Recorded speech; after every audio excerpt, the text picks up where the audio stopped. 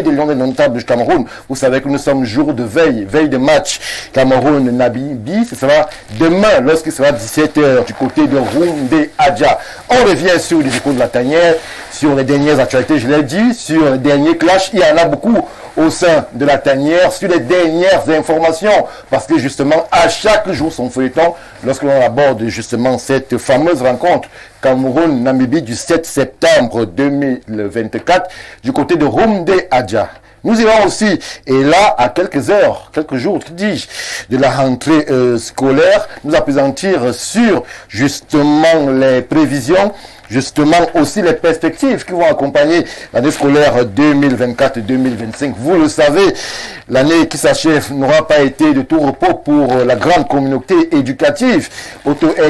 OTS nous parle, ces mouvements de revendication, ces résultats catastrophiques qui ont été enregistrés lorsque l'on a évoqué le baccalauréat général au Cameroun. On va s'appesantir et faire des projections et même des prévisions sur l'année à venir. Qu'est-ce qu'il faut faire pour qu'on n'assiste pas à une année similaire à l'année 2023-2024?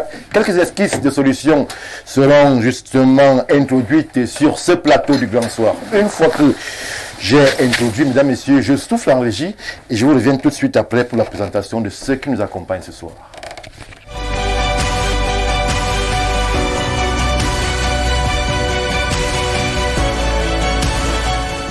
Retour sur le plateau du Grand Soir et justement pour nous accompagner sur cette marche vers l'actualité, nous avons convié sur cette table de réflexion et d'échange, de discussion même des acteurs majeurs de l'espace médiatico-politique au Cameroun. Et la toute première personnalité que je m'en vais convaincre aux populations de Yo qui sont à Mouanko, submergées par les eaux, parce que vous savez que la mer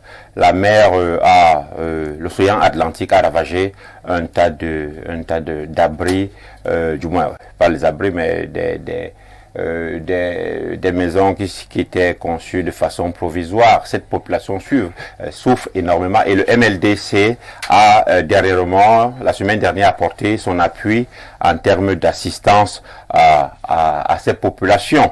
Yo qui est dans le département de la Sanaga-Maritime et puis dans l'arrondissement de Mouanko. Je dis aussi bonjour aux populations de Yaoundé qui souffrent de poubelles, qui souffrent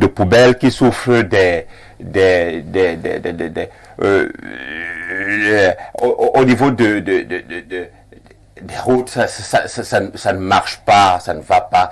Stéphane, figure-toi qu'un tronçon, c'est-à-dire que, je prends un tout petit périmètre, regarde Tradex Volier, tu regardes Tradex Volier, tu regardes le collège Vogt, tu regardes cette route qui va du moins à l'université, toutes les routes sont bloquées. Toutes les routes sont bloquées à ce niveau. Disent-ils, les maires de Yaoundé font les travaux. Mais je veux comprendre, toute l'année, qu'est-ce qu'ils font? Et à ce niveau, une minute, je chute pas, parce que je dis, les populations de Yaoundé souffrent à l'heure de la rentrée. Qui peut faire cela si ce n'est des maires incompétents? Comment des gens peuvent créer des bouchons à la rentrée? Impossible de circuler à Yaoundé. Alors, je suis sympathique à ces populations. Le MLDC est sympathique à ces populations qui souffrent. Avant qu'on aille sur le football, qui ne sert presque pas les populations de Yaoundé. Mais je dis que les maires de Yaoundé sont tous des incompétents. Les maires de Yaoundé sont des incompétents. On vous a compris. Peut-être un avis divergent sur ce plateau, sur la question des maires, question des poubelles, question des embouteillages. Yaoundé semble étouffé, mais le temps pour moi de dire bonsoir et bienvenue à un enseignant. Il sera question d'enseignement sur ce plateau. Monsieur Assiga, analyste sociopolitique, je l'ai dit, enseignant est parmi nous. Nous disons bonsoir et bienvenue. Bonsoir Stéphane, bonsoir à tous mes co-discutants, bonsoir à toute la population, millions de téléspectateurs, bonsoir au top management, bonsoir à tous les lions indomptables qui à l'heure actuelle sont au périple de ce que nous tous nous connaissons. C'est pour moi un réel plaisir de rejoindre cette agora afin de pouvoir, comme d'habitude, distiller ce qu'on a et de parler des problèmes de la cité, en ce qui nous concerne. C'est un plaisir pour moi, Stéphane. Merci beaucoup. Merci, Monsieur Asiga, Patrick, son prénom, d'être parmi nous. Lui, il n'est pas maire de Yaoundé, mais il est conseiller municipal du côté de Mengan. Monsieur Ngoulou est parmi nous. Bonsoir et bienvenue. Bonsoir Stéphane, bonsoir à mes co-discutants, bonsoir à vos millions de téléspectateurs, bonsoir au Meigne que je retrouve avec beaucoup de plaisir. Je l'ai présenté avant vous. Je n'ai rien à dire par rapport à tout ce qui s'est dit avant moi. On fait le même constat? Ou alors, sais pas comment on peut préjuger de l'incompétence des maires si on ne sait pas quels sont les moyens dont ils disposent et quel est son agenda. C'est bien facile de dire que tel est incompétent, mais si vous savez ce qu'il vit et ce dont il dispose comme moyen pour faire sa mission, vous pouvez encore mieux parler. Monsieur Ngoulou, oui. Je vous pose une question basique. On est en train d'introduire, on cause, on échange. Tout à fait. Lorsque vous descendez, je vais prendre quel quartier. Moi, je suis du Bimassi. Vous vous promenez là, vous voyez des immondices à n'en plus finir. Un carrefour baptisé Carrefour Caca. Pour ceux qui sont de l'autre côté, qu'ils m'en excusent. Est-ce que cela est crédible pour une capitale qui se veut viable, qui veut aller vers l'émergence? Qu'on baptise un Carrefour Caca et que cela n'émeuve personne.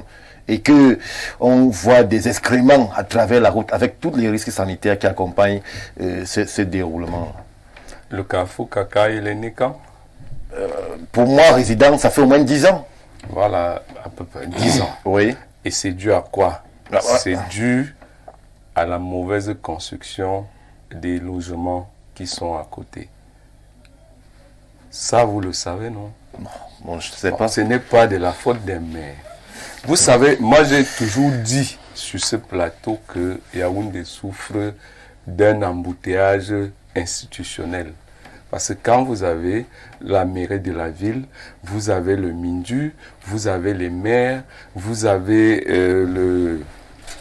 le conseiller, le président du conseil régional. Oui. À la fin, on ne sait plus qui doit faire quoi. Et je pense qu'à un moment donné, il va falloir mettre un terme à cet embouteillage.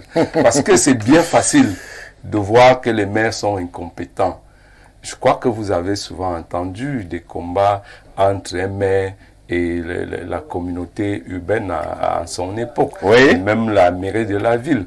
Parce qu'un maire veut construire un marché dans son territoire. Le maire de la ville lui dit « tu ne peux pas ». On veut que le maire enlève la poubelle. Donc, qui enlève la poubelle? À un moment donné, il faudrait... Même jusque-là, ce n'est pas de la compétence du maire, s'il vous plaît. Je crois que vous ne savez pas comment ça se passe. Je crois que vous ne le savez pas. C'est la compétence qui est grave. Hein? Oui, c'est la compétence de qui? Moi, je veux savoir. Avant de traiter les gens des... Non, mais je veux savoir. S'il vous plaît. C'est une question. Tout le monde veut le savoir. S'il vous plaît. La population veut le savoir. Si ce n'est pas le maire qui enlève la poubelle, qui enlève la poubelle dans la ville? Dites-nous, s'il vous plaît. Dites-nous. Non, vous connaissez. J'avoue mon incompétence. Sur ce plateau, il n'a aucune réponse à vous donner. Monsieur Ngoulou, je vous dis merci d'être présent sur ce plateau. Merci, vous avez fait le déplacement de Mengan. C'est tout à votre honneur. Merci encore. Et des salutations à notre ami le maire Aya de Mengan. Qui à votre écoute. Merci, Monsieur Ngoulou. Je m'en vais me tourner vers mon extrême gauche avec un habitué de nos différents plateaux, un ami de la grande famille de la météo, monsieur le maire Niek. Un autre, encore sur ce plateau, il est parmi nous. Nous lui disons bonsoir et bienvenue. Stéphane Barga, bonsoir. Bonsoir à ceux qui partagent le plateau avec nous. Merci de m'avoir convié à ce... Je ne sais pas s'il faut appeler un chamaille ou un débat. Il n'y a pas de chamaille sur non, parce que ce que j'entends là, sans que vous me posiez la question, l'incompétence c'est un rapport. Oui. C'est-à-dire c'est quelque chose à côté d'un autre sur une autre. Oui. C'est un ensemble de choses, de ce que doit faire quelqu'un, des moyens dont il dispose, en bas ce qu'il fait. Oui. Lorsque c'est négatif, il est incompétent. Moi je suis un économiste, je calcule tout. Oui. Lorsque vous ne savez pas quelles sont les variables. Donc selon vous, vous validez la posture qui est celle... Je n'ai pas ma posture à moi. Je parle de la science, oui. Ce que c'est que l'incompétence. Lorsque vous ne savez pas ce que quelqu'un a fait, des moyens dont il dispose, Il voit seulement ce qu'il ne fait pas. Oui. C'est trop facile de dire que c'est un incompétent. Hein? Donc je dis ici, je ne suis pas là pour juger de ce que les gens pensent. Oui. Mais je conseille quand même qu'avant de parler d'incompétence, qu'on prenne le temps de savoir vraiment toutes ces circonstances de ce qui entoure le travail d'un maire. Oui. Maintenant, pour être précis, oui. Pour enlever les poubelles. Il faut la compétence pour enlever les poubelles dans une ville. Sérieusement. Monsieur, merci, professeur, de nous laisser parler. En votre temps, vous direz ce que vous voulez. Pour enlever les poubelles, il faut 3 choses. Merci. Il faut que ce soit dans votre compétence. Oui. Il faut que vous ayez le moyen de le faire. Et il faut que vous ayez la volonté de le faire. Je ne connais pas un seul être humain normal, encore moins maire, qui n'ait pas la volonté d'enlever la poubelle. Ce qui se passe quelquefois, c'est que vous ne savez pas ce qu'on doit à ceux qui enlèvent la poubelle. Parce que ce n'est pas les mairies qui enlèvent les poubelles. C'est une entreprise qui enlève les poubelles. Qui a 7 milliards d'années de paiement. Vous faites quoi donc? Vous le maire. 7 milliards. 7 milliards. Votre travail c'est quoi alors? 7 milliards. Monsieur le maire, votre travail. Alors, monsieur Yann, s'il vous plaît. S'il vous plaît. C'est pas le monsieur. Vraiment, s'il vous plaît. Du maire de Makati. S'il vous plaît, s'il vous plaît. Non, il n'est pas maire de Yaoundé. Non, même s'il était maire de Yaoundé, je réponds à la science. Oui. Et je voudrais souhaiter que le reste qu'on se voit mutuellement. Oui. Nous pouvons parler librement. Quand vous pas juste une question. Non, c'est vous qui posez des questions. C'est son problème. S'il vous plaît. Moi, je vous ai suivi ici. Monsieur le maire. Oui. J'ai fini en vous disant Non, ne que... finissez pas. Permettez que je retire la parole pour que je vous relance. Oui, merci. Véritablement, je voudrais qu'on fasse un plateau serein. Nous sommes sur une estrade assez sérieuse et nous avons le malheur ou alors la chance d'être extrêmement suivis. Ça veut dire que des choses qu'on va avancer sur ce plateau seront jugées, seront disséquées, seront interrogées et justement, il faudrait qu'on ait la bonne information. Nous sommes sur un plateau d'élite, entre guillemets, et il faudrait qu'on se comporte comme tel. Alors, professeur, laissez monsieur le maire dérouler. On va avancer doucement. C'est un maire UPC, ancien maire de Macat. La même chose. Il espère revenir. Merci. Je n'ai pas dit que j'espérais revenir. J'ai été maire, pas maire UPC, maire. Investi par le parti politique UPC. Lorsqu'on est maire, on est maire, pour tout le monde. Maintenant, lorsque je l'ai dit... UPC.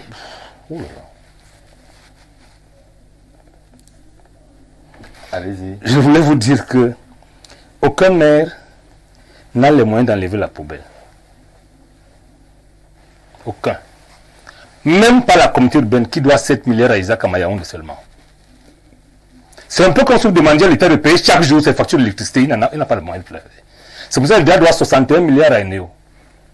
C'est autant de choses qu'on ne raconte pas. Le devoir de réserve que j'ai devrait m'obliger à ne pas en parler. Pour dire, vraiment, enlevons les ordures. Que chacun qui sait qu'il doit enlever les ordures, pour le cas de Yaoundé, la seule institution qui a le contrat, qui a la compétence pour enlever les ordures, ça s'appelle la mairie de ville. C'est la seule. Quelquefois, les mairies d'arrondissement, fatigués comme vous et moi de la poubelle qu'on voit tous les jours, se mettent à le faire avec les moyens dont elles disposent, quelquefois. Mais je dis, ne jugez pas quelqu'un sans savoir ce qu'il a à faire, les moyens dont il dispose et la volonté qui est partagée. Monsieur. Maintenant, je finis par là en vous disant que je comprends, nous tous ici, qui voyons les ordures tous les jours, c'est gênant d'avoir, pas seulement la capitale, une ville où les ordures finissent par ne plus gêner personne. Mais je pense que ne fions pas les vrais interlocuteurs. Demandons au gouvernement de donner les moyens, pas seulement les moyens financiers, les moyens aux communes qui sont plus proches des ordures pour enlever ces ordures. Merci, monsieur Sylvestre Niek, pour ces précisions. Je termine avec mon 5e et dernier panéliste. Et lui, il nous vient des amphis. Faustin Etouké. Il aime à se présenter comme épistémologue. C'est une formule que j'aime bien. Bonsoir, bienvenue. Merci Stéphane Barraga. Bonsoir déjà. Bonsoir à nos millions de téléspectateurs, bonsoir au staff technique, bonsoir au staff managérial. C'est un plaisir d'être cette fin d'après-midi pour contribuer à se chamailler un peu. Pas sur ce plateau. Je profiterai peut-être de l'occasion pour vous dire, pour partager avec vous. J'ai eu une nuit pas très légère. J'ai vu à la télévision hier un jeune qui avait le regard hagard Je dis jeunes parce que nous avons des jeunes au Cameroun qui sont en train de faire... Alors l'essentiel, Faustin Touquet. Il avait le regard hagard, il passait le témoin à quelqu'un qui était beaucoup plus âgé, qui était serein et rayonnant, qui transpirait une certaine tranquillité, sérénité. Ça m'a rappelé un événement qui s'est passé en Afrique. De quel jeune vous parlez Attal qui passait le pouvoir. Oui, à Barnier. Bon. Ça m'a rappelé un événement pareil en terre africaine. Oui. Bon, d'accord. Il y a un jeune très trépidant qui a fait un mandat présidentiel et qui a dû le passer à quelqu'un d'assez sénescent. Et j'ai revu le même regard hagard, c'est-à-dire quelqu'un qui a l'air un peu dépassé par l'événement, qui se demande mais comment c'est possible que la juvénilité, le dynamisme, la vigueur, n'est-ce pas, se retrouve à recéder les choses à la sénescence. J'ai vu... Je me suis dit, bon, c'est un peu grave.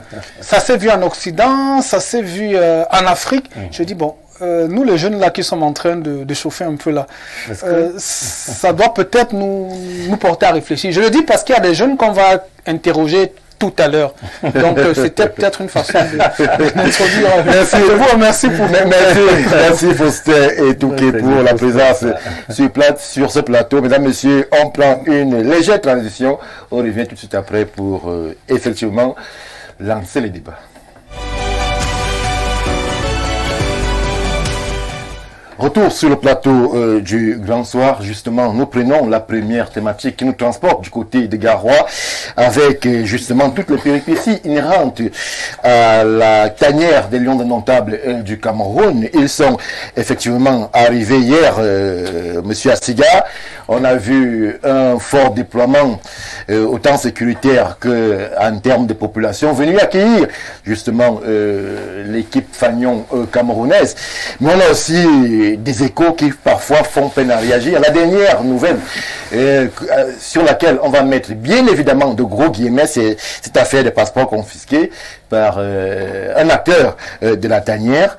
Hier, c'était encore justement une circulaire d'une mini-fille, une orientation venue de la présidence qui ordonnait aux mini-filles de mettre à disposition des fonds inhérents à ce fait que la FECAFOOT est l'organe qui représente la CAF et la FIFA au Cameroun. C'était donc hier le cas de la discussion sur le lieu de rencontre Cameroun-Namibie. Oui. Il a fallu l'intervention du Premier ministre pour que ça soit le site de Garoua qui ait été choisi. Mais une fois arrivé, on se retrouve avec deux staffs. On se retrouve avec des personnalités qui dorment 4 par chambre à l'hôtel. C'est une honte. 4 par chambre à l'hôtel parce qu'ils n'ont pas été accrédités. Et qui accrédite? C'est la FECAFOOT. Et la FECAFOOT a de son côté un staff qui est pour elle reconnu comme étant le staff officiel. On se retrouve avec des agissements où les pauvres acteurs principaux même, quand ils descendent de l'avion, ils sont perdus, ils ne savent pas de quel côté se rendre. Ceux-là qui ont les moyens de l'État utilisent ces moyens de l'État pour les détourner. Je me demande avec quel état d'esprit ces gars vont vraiment jouer le match de demain. Oui. On ne peut pas vous malmener de la sorte et vouloir que vous produisiez des résultats à la hauteur de l'équipe nationale du Cameroun. Ça, c'est impossible, parce que cela relèverait vraiment d'un miracle.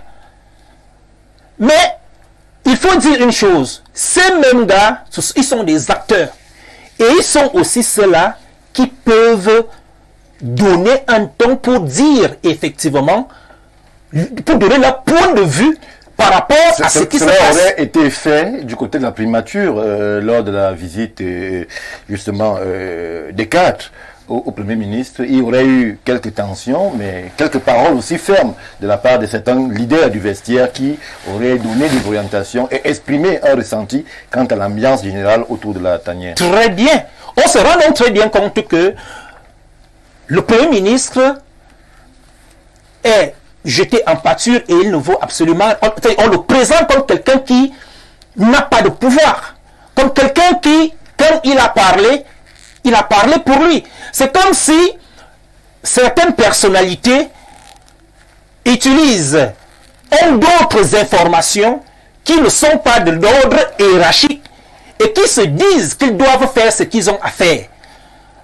Pour terminer, moi je pense que la gestion du Cameroun, de façon générale, et c'est le président Paul Biya qui nous a habitués à cela, il est le maître, il est le seul. C'est lui qui donne le là, c'est lui qui nous dit où aller, quand aller et comment aller. Mais le président Paul Biya est bien loin de... Il est bien loin. Vous verrez très bien que à chaque fois qu'il y a eu un bruit au Cameroun, lorsqu'il fait une sortie, c'est pour taire effectivement tout autre débat. Je pense qu'il est donc sollicité maintenant, parce qu'aujourd'hui, personne ne respecte le Premier ministre, personne ne respecte les hautes instructions qu'il aurait données de l'autre côté. On se retrouve donc où on a besoin d'entendre sa voix, on a besoin de l'écouter pour qu'il siffle la fin de la récréation. Merci, Monsieur Assiga. Monsieur Niek, la situation semble assez confuse du côté de Garoua.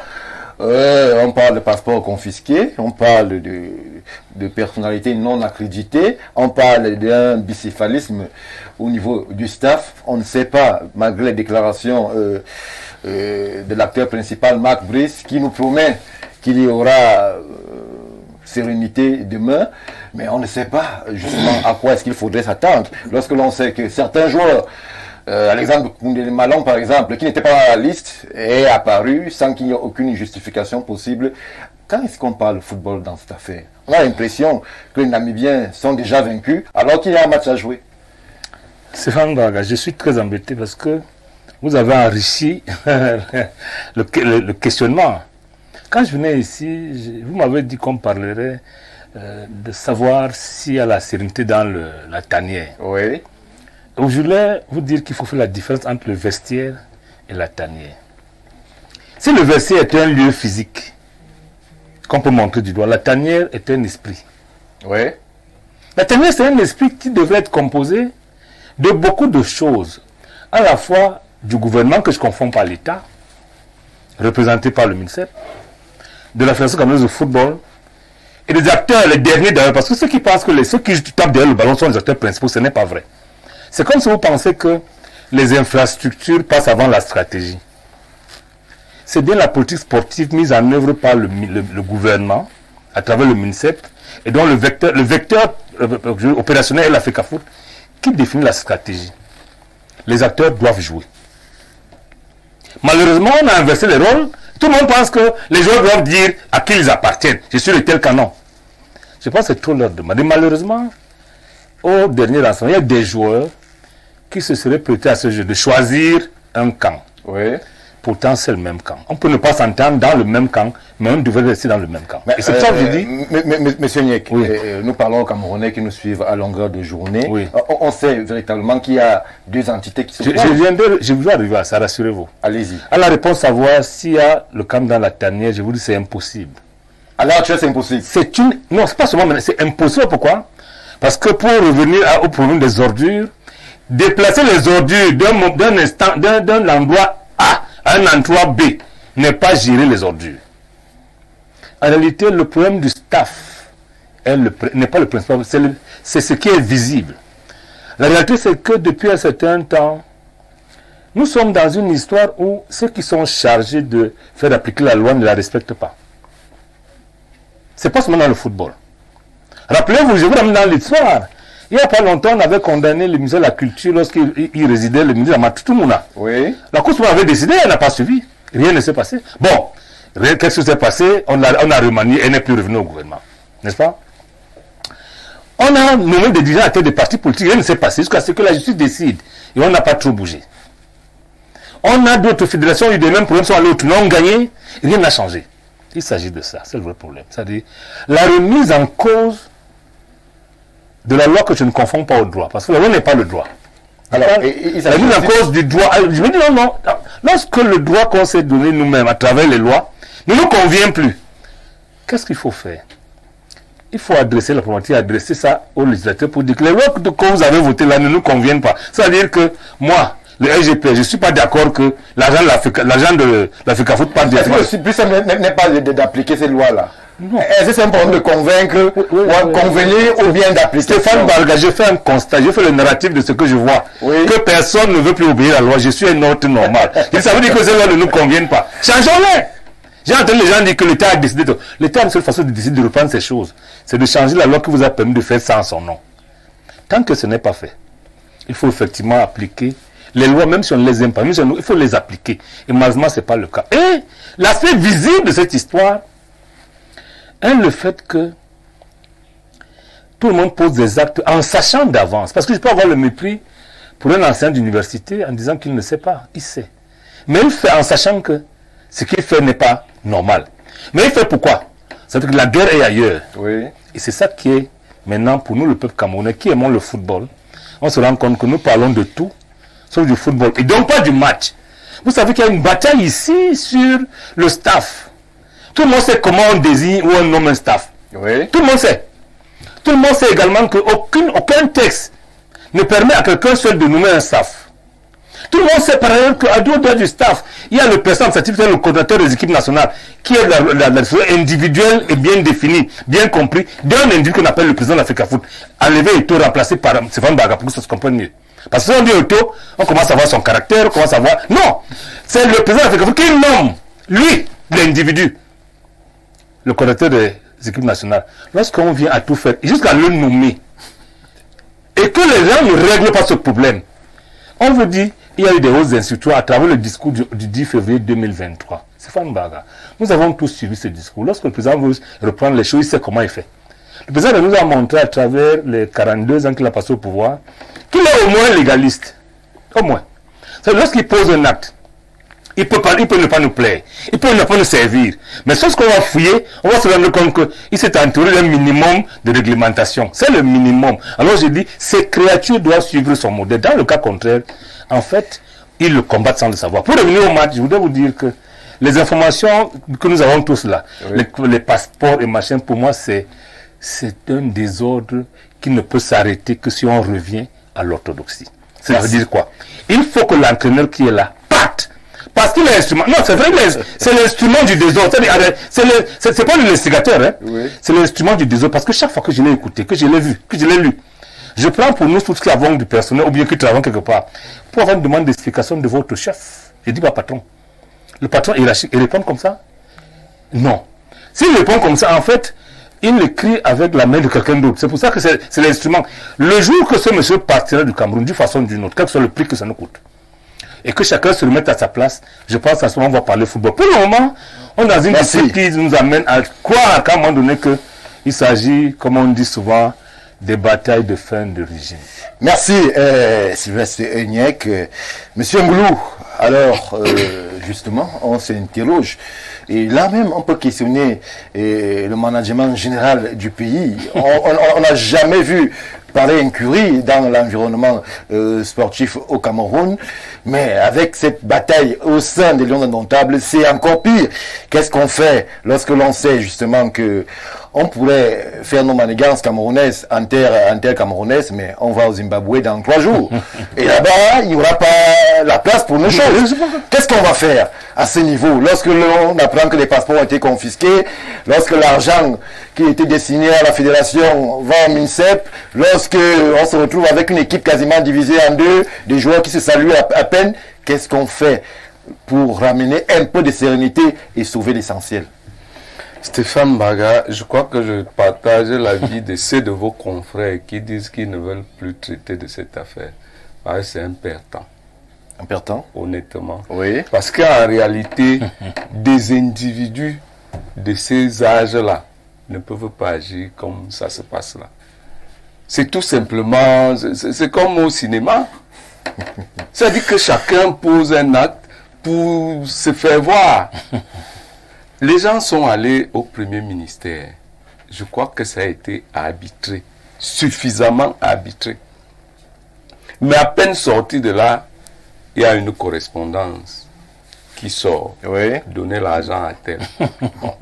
Je pense même qu'à ce niveau, ceux d'en face n'ont rien à voir.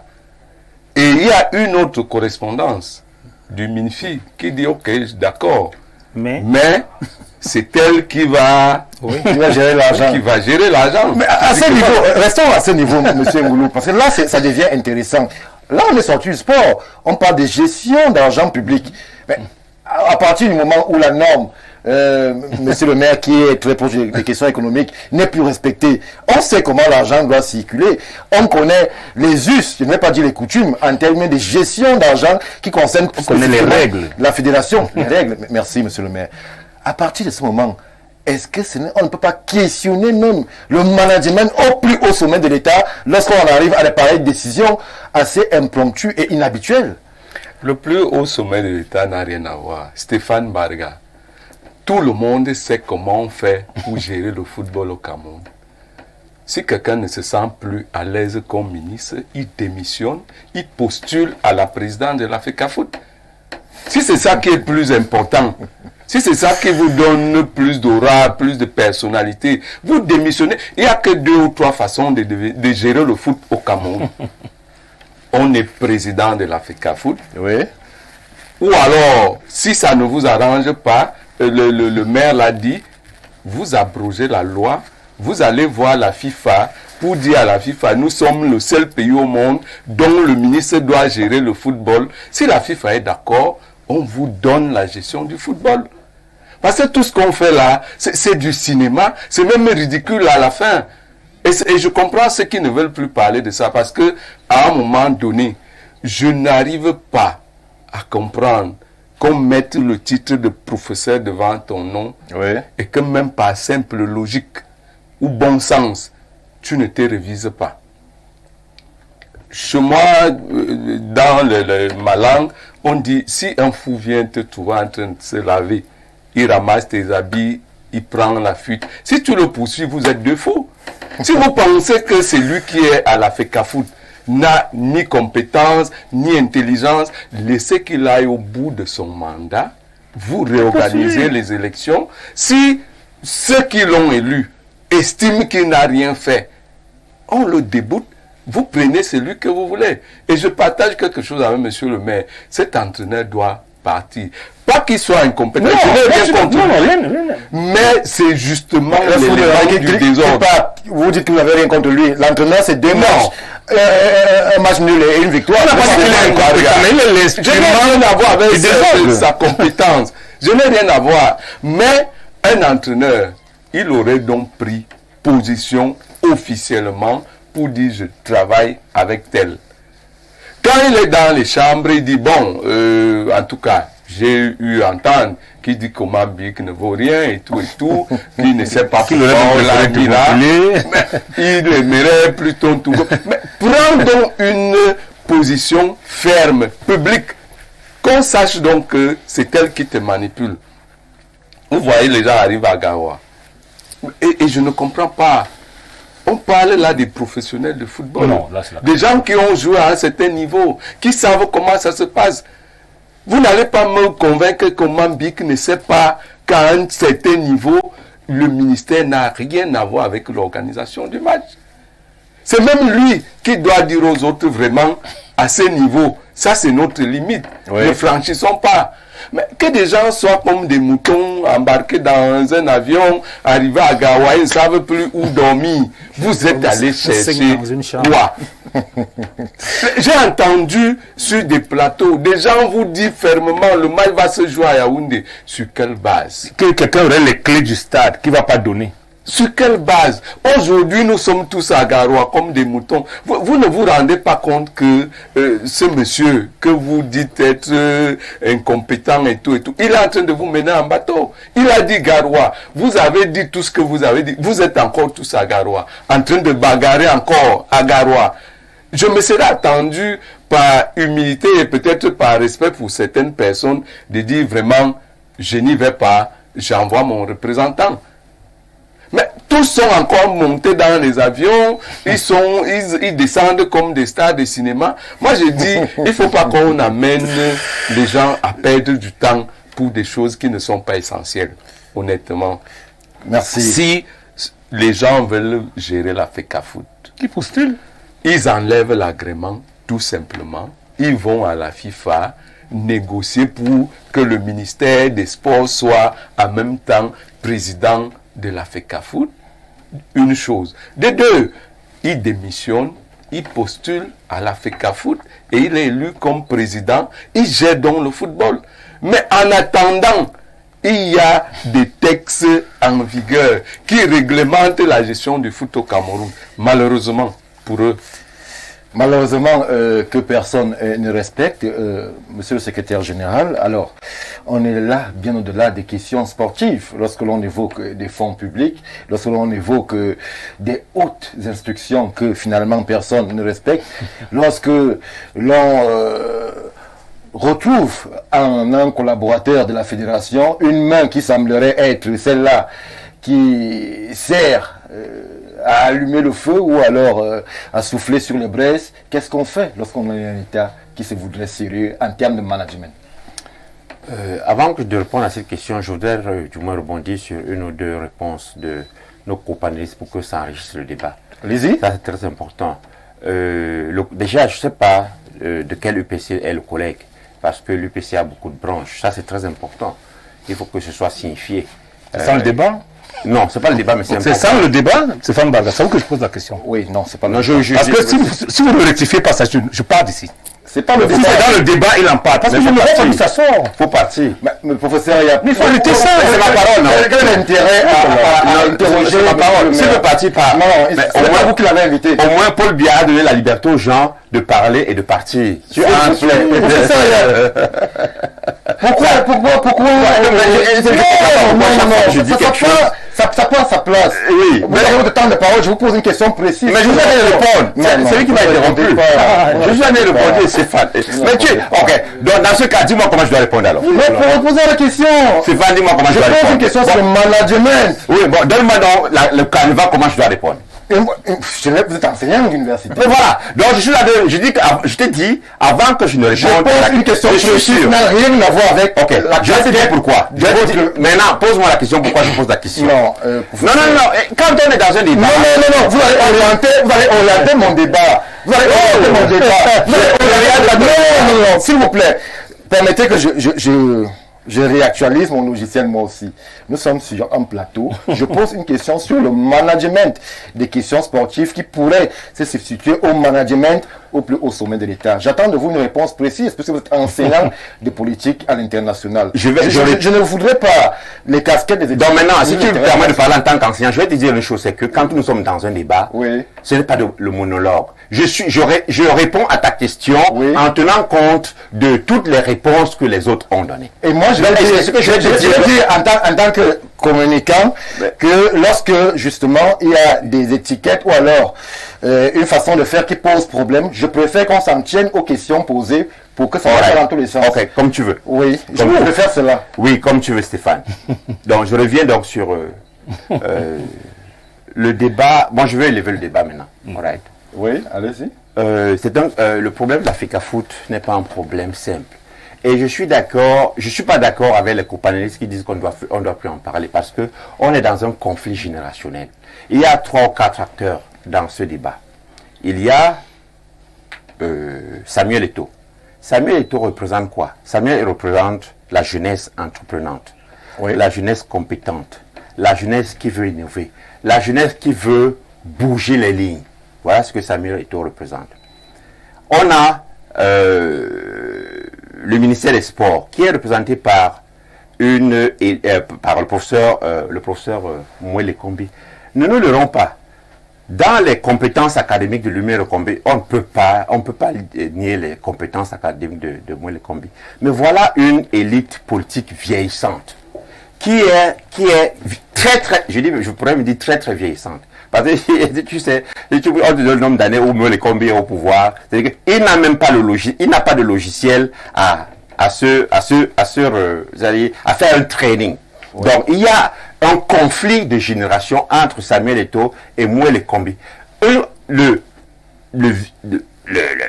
vieux politique qui a toujours les mêmes techniques, c'est-à-dire que de penser que on ne peut pas moderniser le football. Parce que Samuel Eto'o, n'oublions pas que, à part sa carrière, je dis bien à part sa carrière footballistique, il est quand même quelqu'un qui a un aura international. Oui. Le troisième acteur, c'est qui? Le troisième acteur, c'est la jeunesse. Maintenant, il y a deux sortes de jeunesse. Il y a la jeunesse qui a été formée par le RDPC. Il y a une mauvaise jeunesse qui a été formée par le RDPC. Très mauvaise. Malhonnête, qui ne peut même pas reconnaître la vérité, qui supporte... Laisse-moi continuer, tu vas me dire. Qui supporte... Voilà, qui supporte. Donc, on a une mauvaise jeunesse qui a été formée depuis 40 ans par... des faux concours, des faux diplômes, je ne sais pas quoi, du pain sardine, pas de la pain, du pain sardine. Oui. Donc, il y a cette jeunesse-là. Il y a donc la seconde jeunesse qui veut suivre Samuel Eto'o en tant que modèle. Parce que Samuel Eto'o n'est pas le seul. Parce que Roger Mila reste aussi un modèle. Roger Mila supporte Samuel Eto'o. Donc, on est au-delà du fait que la FECAFOOT est dans cet imbroglio. Moi, je ne vois pas ce débat comme ça. Je vois ce débat dans un conflit générationnel où il faut à tout prix que Samuel Eto'o gagne. Parce que si Samuel Eto'o ne gagne pas, c'est la jeunesse entreprenante, la jeunesse dynamique, la jeunesse qui veut changer le Cameroun, la jeunesse qui veut donner les emplois. Professeur, je vous arrête un instant et je pose la question.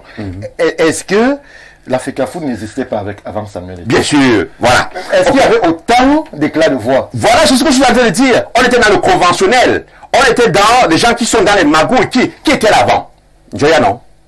Oui. Joya, le fils du sultan. Oui. Je ne veux pas.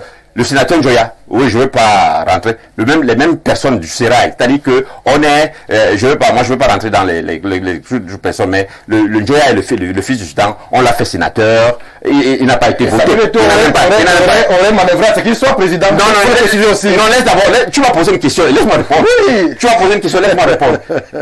Joya est le sultan a toujours supporté le président de la République. Ça, c'est leur problème là-bas. Mais je veux dire que c'est les mêmes familles qui sont en train de gouverner. Joya était là, non. Après là,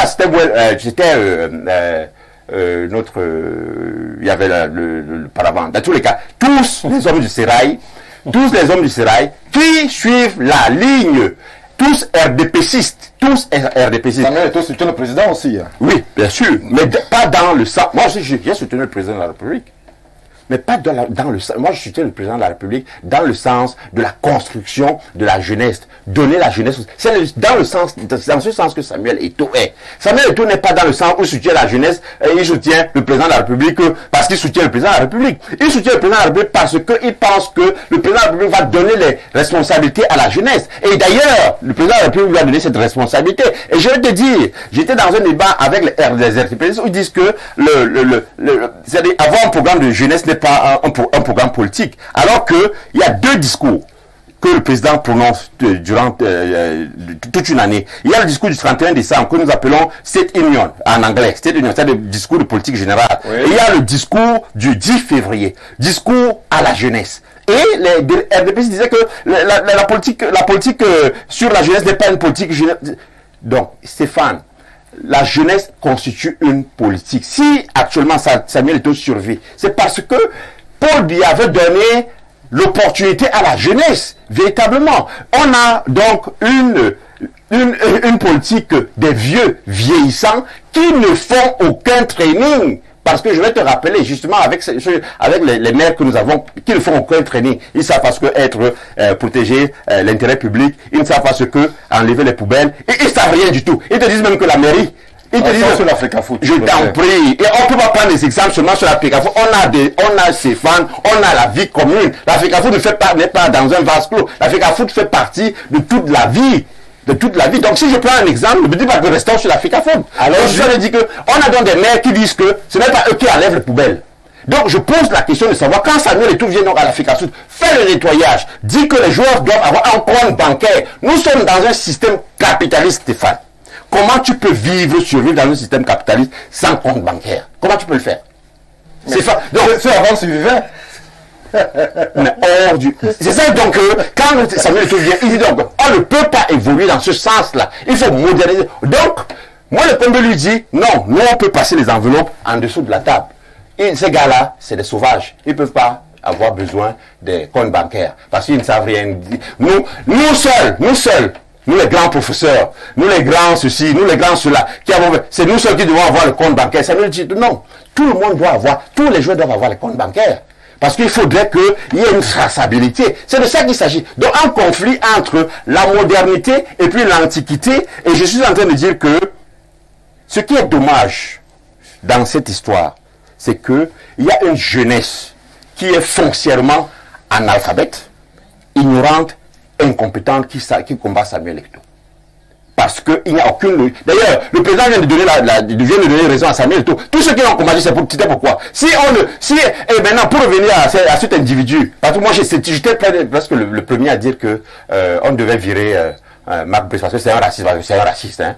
On utilise toujours des gens comme c'est un raciste. Donc, il ne faut même pas parler d'un individu pareil, parce qu'il ne fera pas long feu. Il va partir. D'ici quelques jours, Marc Brice il va partir. Nous devons donc, en tant que peuple, pour quelqu'un qui dit qu'il ne peut, il est qui pour décider qui joue seulement à Yaoundé ou à Douala? Il est qui, professeur? Donc, pour terminer, pour clôturer, c'est pour dire que il y a trois acteurs, ou 3-4 acteurs. Il y a le premier acteur qui est Samuel Eto'o, qui représente la jeunesse compétente, qui est dynamique. Non, je conclus. Oui.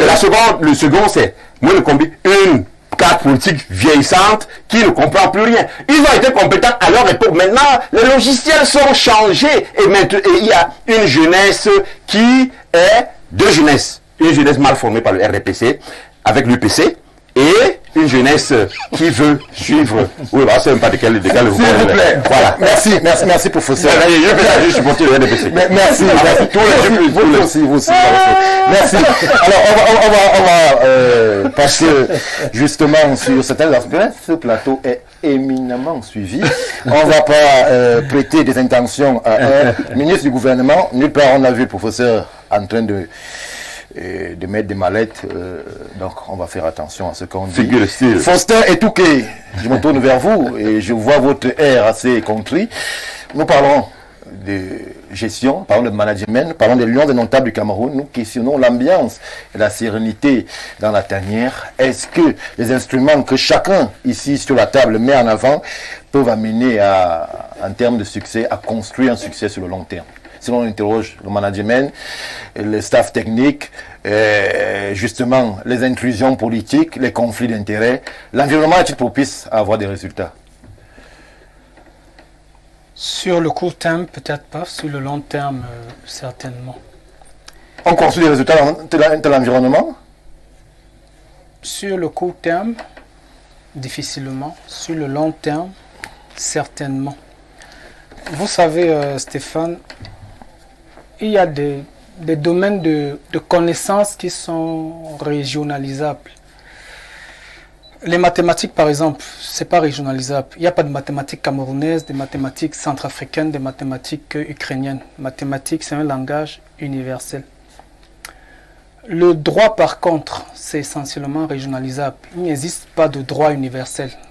Parce que quand il y a des discours où le droit camerounais n'a rien à voir avec le droit gabonais, encore moins avec le droit français.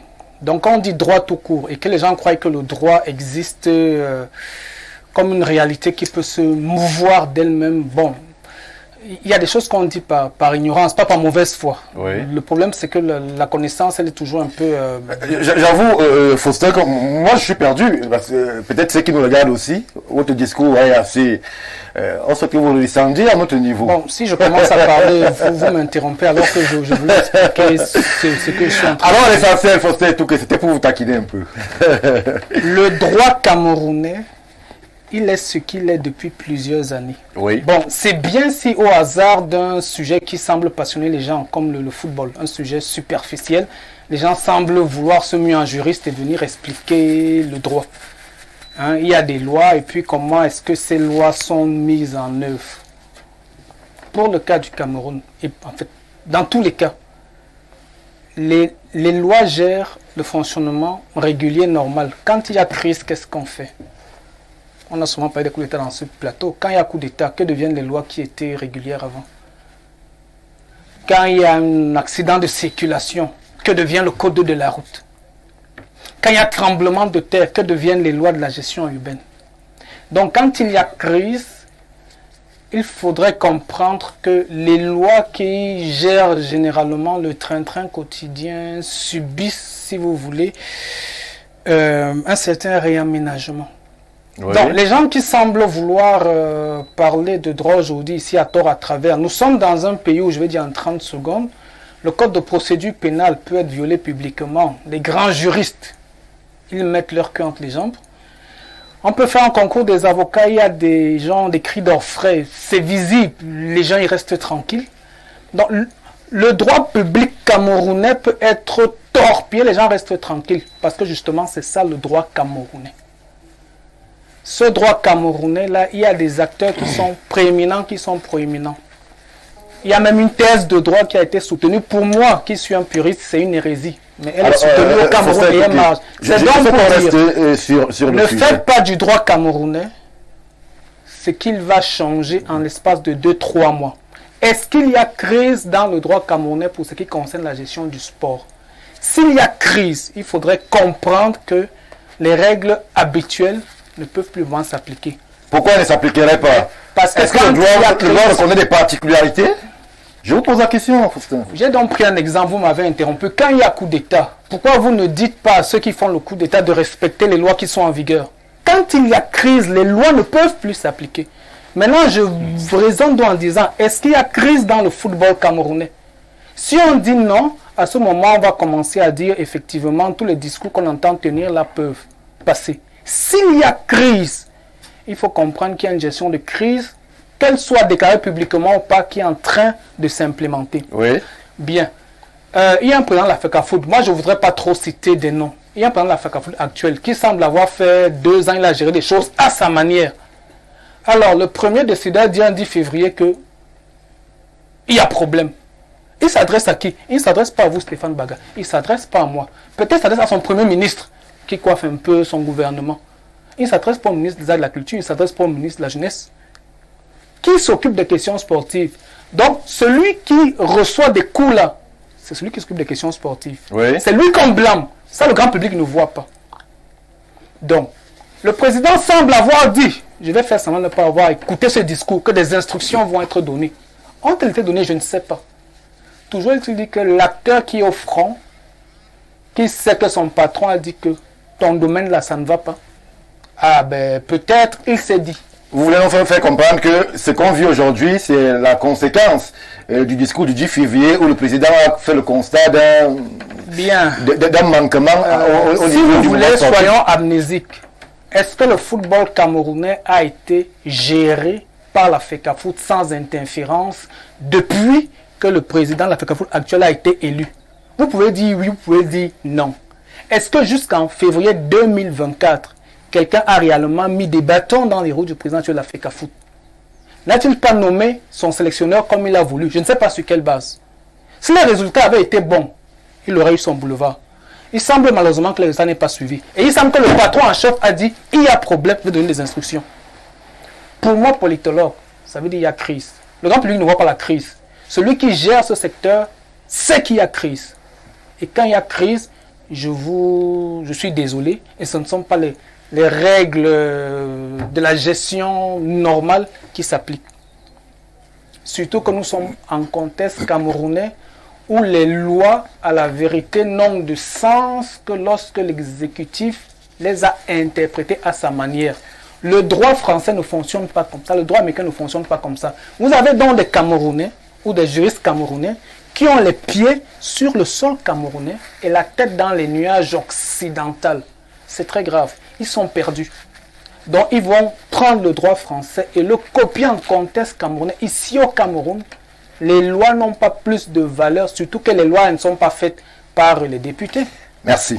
C'est donc pour dire que la seule interprétation qui voudra, et ça reviendra quand on va analyser les faits politiques, la seule interprétation qui viendra, malheureusement, ce sera celle qui sera interprétée par le gouvernement et l'administration, qui sont peut-être 2 entités différentes. Donc, dans le cas d'espèces, les gens semblent surpris que le ministre de... C'est quoi, MINSEP? Que le ministre des Sports semble avoir pris le taureau par les cornes.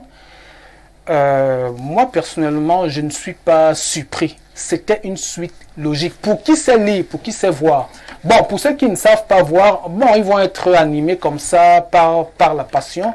Une passion où vont se mêler beaucoup de choses, probablement. Et le professeur Dimiap l'a dit. Bon, j'ai à peine parlé 5 minutes, j'ai vu des intervenants parler 10 minutes. On vous écoute encore 40 secondes. Allez-y. Il y a donc des gens qui vont voir différents clivages. Comme je disais le professeur Dimiap tout à l'heure, le clivage générationnel, il y a des jeunes, des vieux, il y a des gens qui sont habitués à la norme, des gens qui ne sont pas habitués. Mais il y a aussi tous, on fait semblant de ne pas être camerounais, il y a le repli identitaire. Ça dit, vous allez voir, les qui supportent beaucoup tel. C'est peut-être parce que la connotation sonore, linguistique semble aller vers ceci. Donc on met complètement la rationalité de côté, on met complètement la finalité qui est attendue même de côté, et ces batailles-là vont se mélanger. Mais au-dessous de toutes ces batailles, un certain monsieur Bia a dit en février, je crois qu'il y a un problème, un discours qu'il adressait à un certain, au gars qu'il a nommé pour. Ce gars est en train de faire, si vous voulez, on va appeler le sale boulot. Vous pensez que c'est le dégagé qui est tellement difficile? Or, vous êtes dans un pays où, malheureusement, c'est peut-être ça qu'on peut reprocher. Bon, pas malheureusement, heureusement, il y a des présidents qui coupent les têtes sans beaucoup réfléchir. Il y a des présidents qui tuent à demi-feu. Au Cameroun, vous savez qu'on aime tuer les gens à demi-feu. Non, on ne sait pas, on ne tue personne. Quand on veut éliminer quelqu'un, on va mettre en place un système pour le broyer sur 5, 10, 15, 20 ans, alors qu'on pouvait l'éliminer en 2-3 jours. Donc, peut-être c'est pédagogique, je ne sais pas trop. Mais c'est ce qui semble être en train d'être fait avec le jeune président de l'Africa Foot. On espère peut-être qu'à la longue, il va se remettre un peu sur les rails administratifs du Cameroun. Parce que vous pouvez... On vous a compris. Merci pour les explications. Votre analyse nous amène certainement à voir que le ministre est dans la continuité des orientations présidentielles.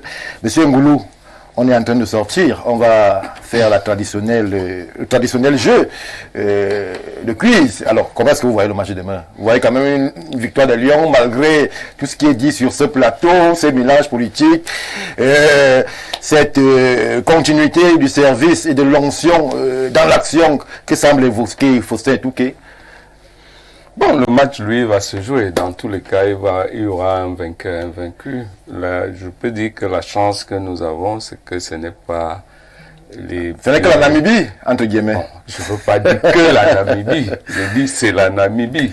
Bon, on peut espérer que les joueurs qui ont aussi leur partition à jouer, parce qu'en réalité, c'est les acteurs principaux. Quelqu'un dit qu'ils sont négligeables, mais moi j'ai dit, c'est eux les acteurs principaux. Parce qu'en réalité, c'est eux qui nous font rêver quand ils jouent, c'est eux qui produisent le spectacle, ceux qui sont dans l'ombre là, ceux qui font là, les joueurs peuvent jouer sans même ce qu'ils font là.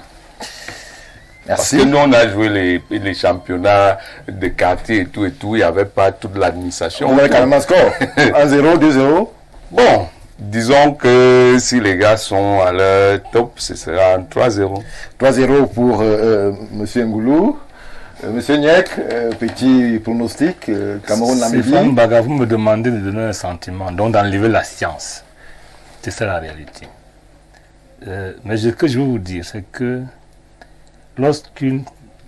quelque chose n'est pas organisé, ça ne marche pas. Vous me faites peur.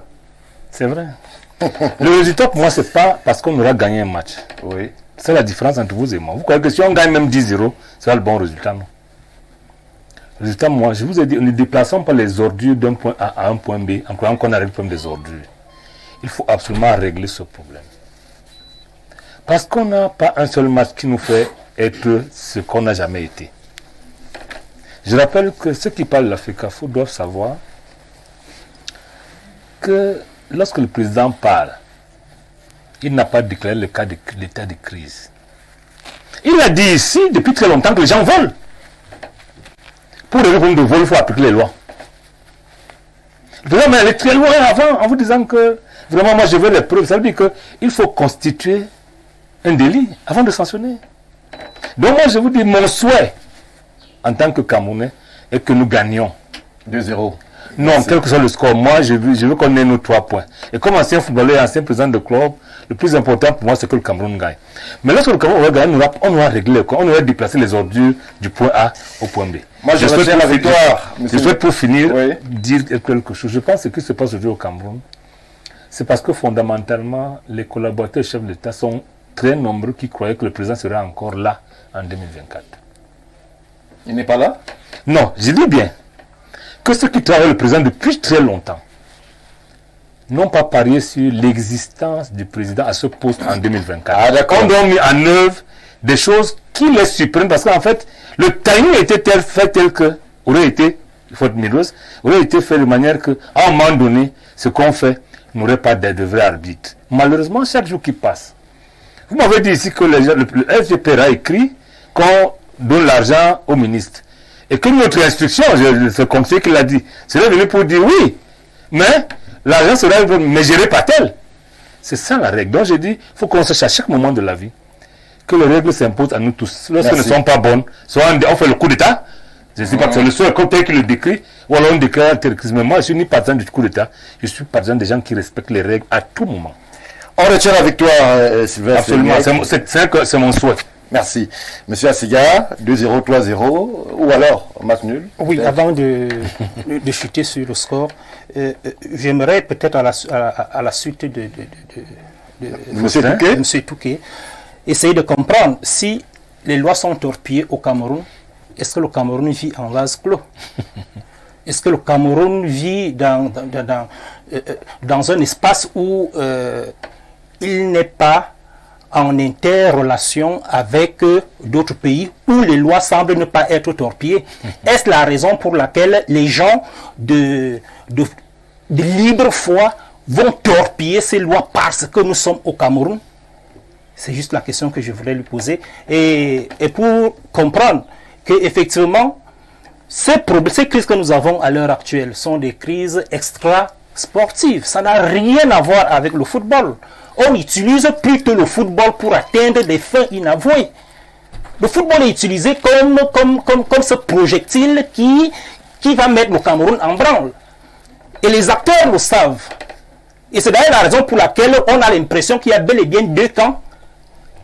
À regarder tout simplement les hautes instructions venues du SGPR et la réponse donnée par le MINFI. Parce que le code pénal condamne la crainte révérentielle. Vous n'avez pas obéi un ordre illégal.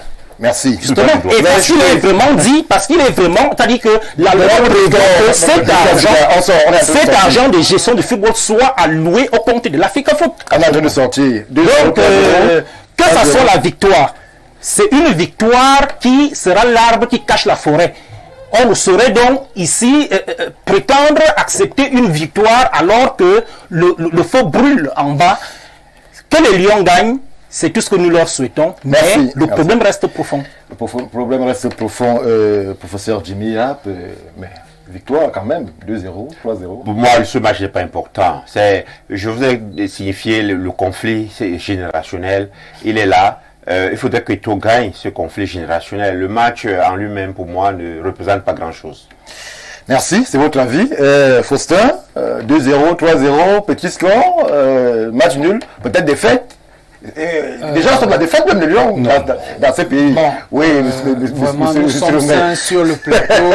Quand il a fallu analyser, j'ai été le mouton noir. Ne me demandez pas d'être le mouton noir sur le pronostic du match. Oui. Je souhaite que nous gagnions. Le score importe peu parce que ça fera 3 points. Oui. Et Garoua, c'est la ville dans laquelle j'ai grandi. Donc, Rome d'Adiage, que je connais très bien, du moins, ça ne ressemblait pas à ce site féerique que c'est devenu maintenant avec la canne et tout.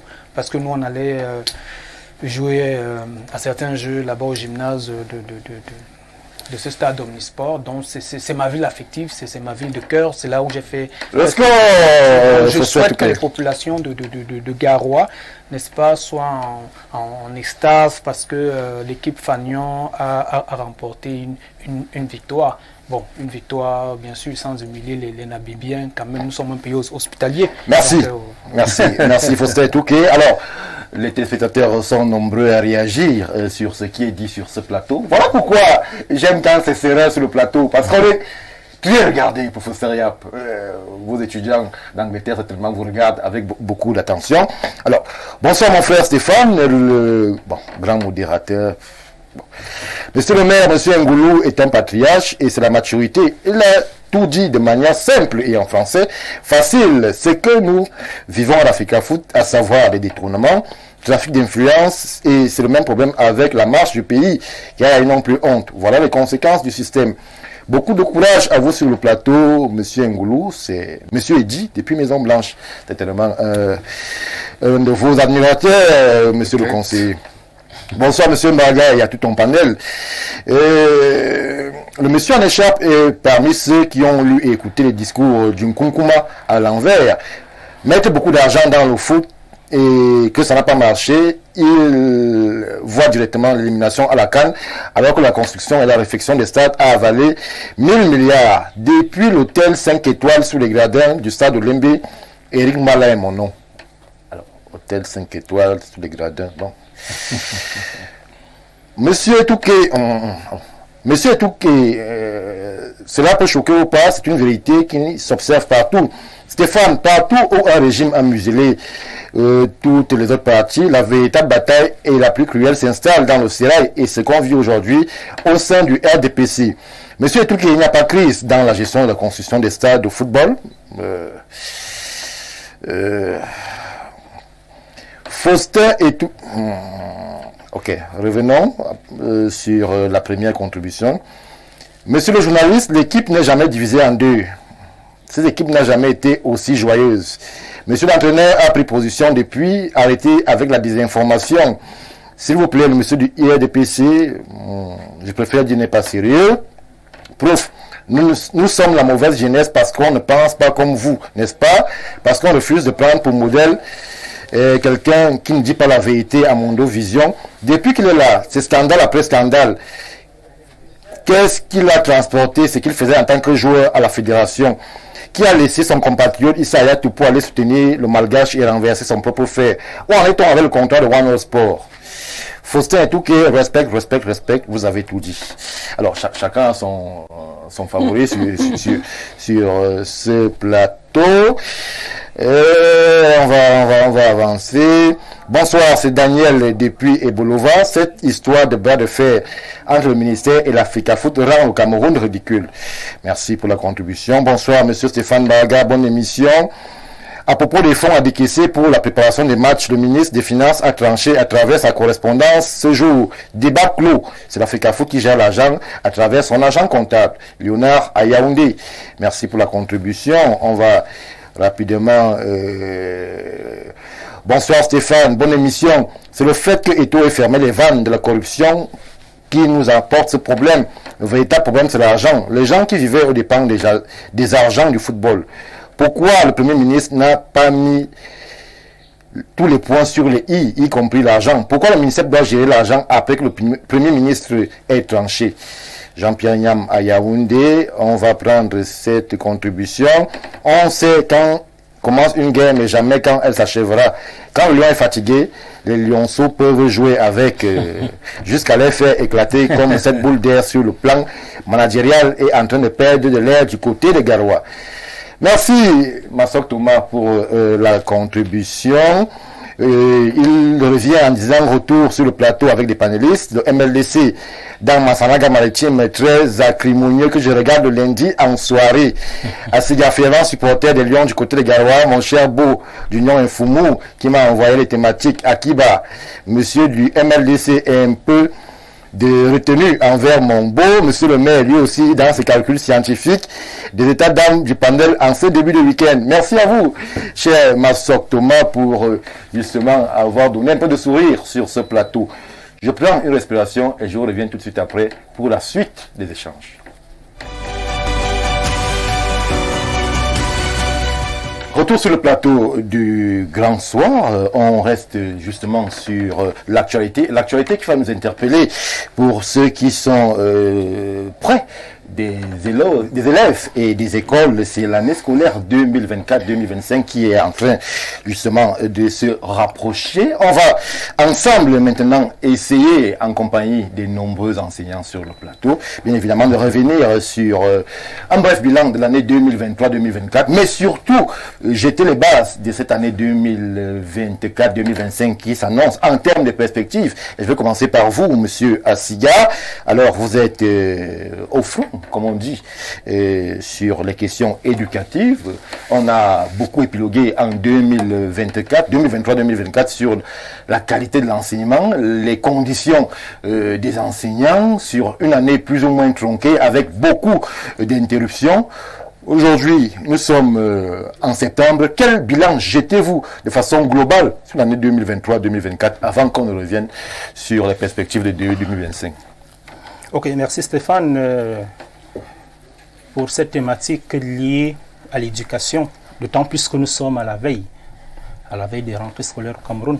Il faudrait dire que l'année écoulée n'a pas été du tout facile. Ça a été une année vraiment parsemée de beaucoup d'embûches. Et ces difficultés ont été ressenties au niveau des résultats. Oui. Les résultats n'ont vraiment pas été réluisants comme on pourrait le souhaiter. Et pour des revendications que les enseignants ont eu à formuler durant l'année scolaire écoulée.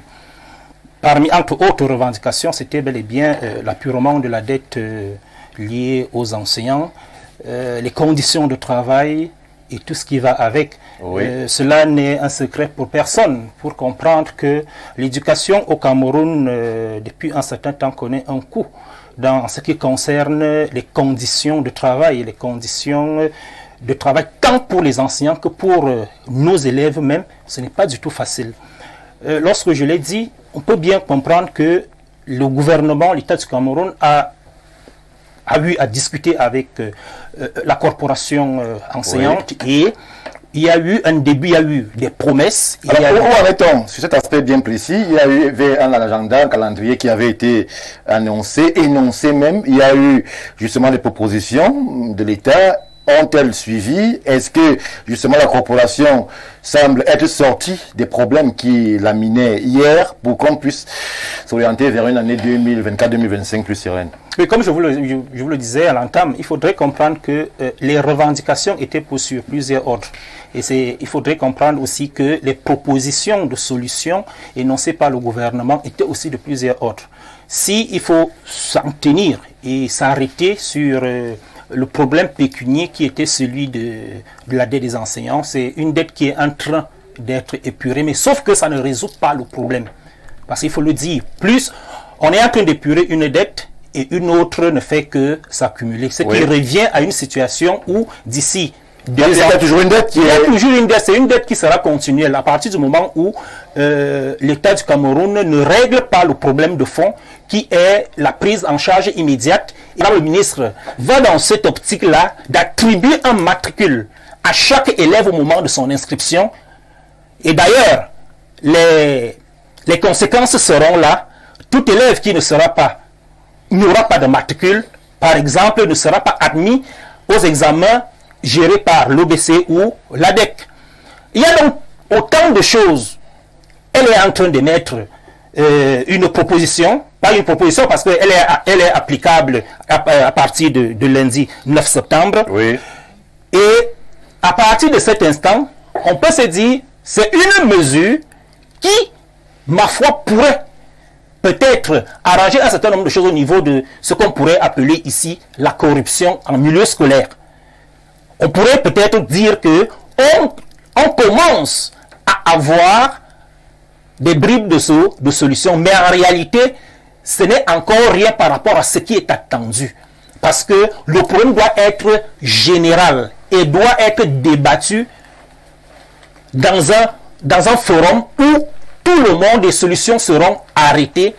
Mais malheureusement, depuis que cette promesse nous a été faite, aucune communication dessus, parce que nous attendons bel et bien que les convocations soient éditées afin de pouvoir aller vers ce forum national de l'éducation et que cela soit mis en application. Donc, l'année commence, comme toutes les années ont souvent eu à débuter, mais on ne sait pas ce que... On traîne encore le boulet de l'année passée. On traîne encore le boulet de l'année passée. Malheureusement, Monsieur Euniek, les parents d'élèves qui nous regardent nombreux, peut-être ce serait attendu à notre discours. Je rappelle que M. Asiga sur le plateau est un enseignant, mais il a un vernis syndicaliste et justement il pose un problème. celui justement de la condition de l'enseignant, de son instrument de travail et surtout de nouvelles orientations. On parle de matricule pour les élèves du secondaire. Est-ce que toutes ces orientations-là peuvent amener justement à ce qu'on ne puisse pas arriver vers, qu'on ne puisse plus revenir vers ce qu'on a vécu en 2023-2024, c'est-à-dire ces résultats catastrophiques au baccalauréat, cette année tronquée, justement ces grèves à l'infini dans le milieu enseignant. Qu'est-ce qu'on fait lorsqu'on est en situation de responsabilité pour que les l'hécatombe qui semblent encore se dessiner ne se reproduisent pas? Stéphane Baga, je n'ai pas moins le vernis syndicaliste que monsieur Assigara. Vous savez, non, ça n'a rien à voir. Le syndicalisme ne fait pas de voir absolument quelqu'un qui n'est pas modéré. Oui. En partageant les préoccupations de mon frère, je dois dire que on se trompe au Cameroun de croire qu'on peut avoir une maison dont la fondation est mal faite et de régler le problème de la fondation en mettant la peinture. On est dans la fondation encore? Oui. On est malheureusement à ce niveau-là. Vous savez, chaque pays, lorsqu'on veut construire une nation, on commence par construire le projet civilisationnel. Pour savoir, à la fin, de quelle éducation voulons-nous d'abord, quelle est la gouvernance que nous avons choisie, quel est l'état que nous avons, quelle est l'éducation qu'on mérite et comment. C'est ça le problème. Et pour ceux qui ne le savent pas, si vous lisez Ruben Oumyobé, dans ce que veut le peuple camerounais, vous allez comprendre le projet civilisationnel pour ceux qui se sont dit il faut que le Cameroun soit réunifié, indépendant, afin de faire tout ce que nous faisons là. Si vous le lisez, vous allez comprendre que nous sommes passés complètement à côté. Malheureusement, lorsqu'une fondation a été mal faite, il est très difficile de redresser les murs qu'on a construits sur une mauvaise fondation, malheureusement. Mais, comme nous devons quand même avancer, je dois dire que... Oui, avançons. Oui, tout à fait. Lorsqu'on regarde sur le plan purement budgétaire, on se rend compte que l'État consent beaucoup de financement d'ordre budgétaire, qui n'est pas nécessairement d'ordre financier, au secteur éducatif. Oui.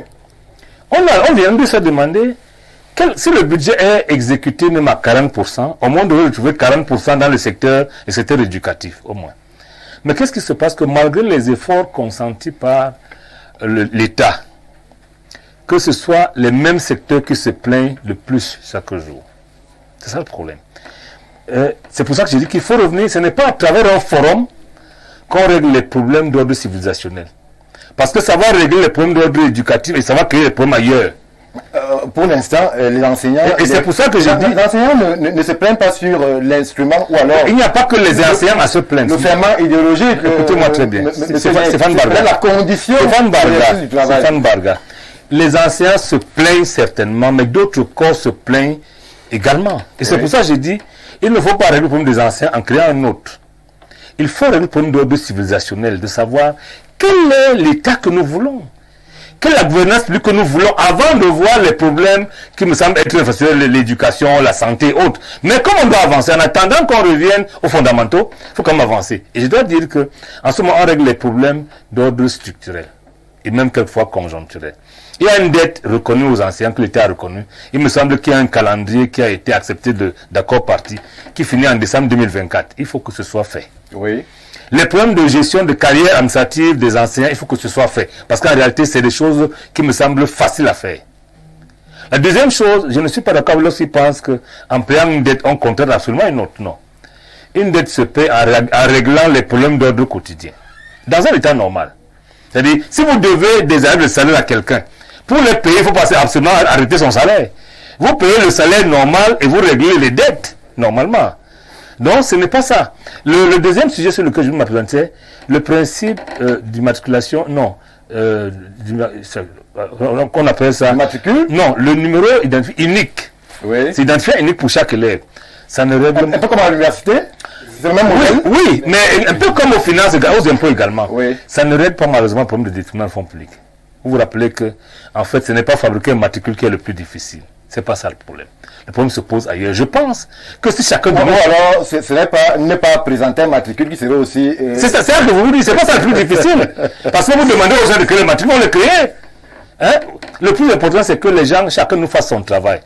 Que chaque établissement qui déclare le nombre d'élèves qu'il a fasse son travail, que l'inspecteur qui vient contrôler ça fasse son travail, que l'inspecteur général qui est le patron des contrôles dans un ministère fasse également son travail, et que le ministre qui est le manager général fasse le sien, et que le contrôleur des managers généraux qui est le premier ministre fasse son travail. Mais malheureusement, je vous ai dit, et ça commence par le respect des lois et règlements dont un pays se dote, malheureusement.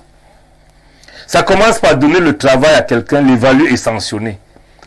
Vous comprenez? Mais nous, en économie, il faut tout faire pour avoir un rendu.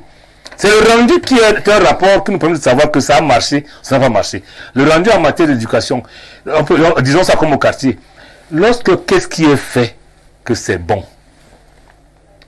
Et c'est pour ça que je dis, sur le plan conjoncturel, il faut que la dette soit réglée, que les problèmes de carrière, parce que je ne comprends pas comment tout le monde sait que lorsqu'on est fonctionnaire, tous les 2 ans, on augmente soit d'un indice, soit...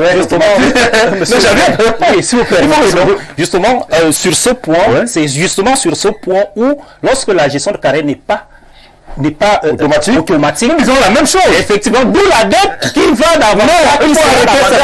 Cette dette ne devrait pas être contrôlée dès lors que c'est un problème purement administratif. Tout à fait. Pour rendre les avancements automatiques, on n'a pas besoin d'argent.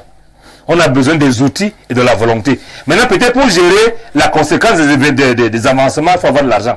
Mais il vaut mieux avoir une dette reconnue que d'avoir une carrière qui n'est pas gérée. Parce qu'à la fin, on aboutit à quoi? Un enseignant en fin de carrière, en remplaçant un enseignant par médecin, par n'importe qui, pour reconstruire sa carrière, pour qu'il ait droit à une retraite paisible, on commence à demander des papiers qu'il n'a pas. Parce qu'il faut produire tous les actes d'avancement qu'il n'a pas.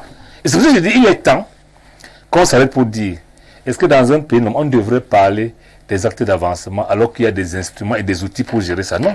Moi, je finis en vous disant que cette fois, c'est le parent qui parle. Le parent que je suis sort d'une année scolaire assez difficile et qui n'a pas l'impression que ça va s'améliorer cette prochaine année. Mais qui dit quand même que nous, les parents, on doit savoir, c'est un peu comme la route, lorsque vous prenez la route de Yaoundé avec votre voiture, la route ne va pas changer parce que vous avez votre voiture. C'est à vous de gérer la route. Parce qu'elle est telle qu'elle.